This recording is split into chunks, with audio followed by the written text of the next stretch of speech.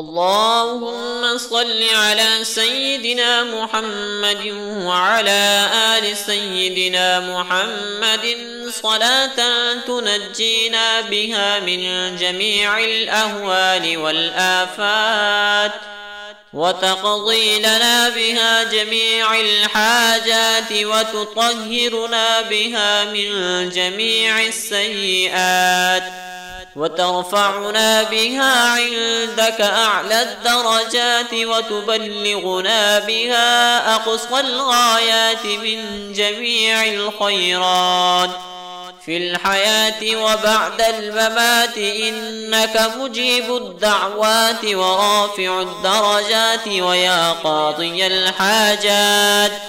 ويا كافي المهمات، ويا دافع البلجات، ويا حل المشكلات، أغثني أغثني أغثني يا إلهي، إنك على كل شيء قدير.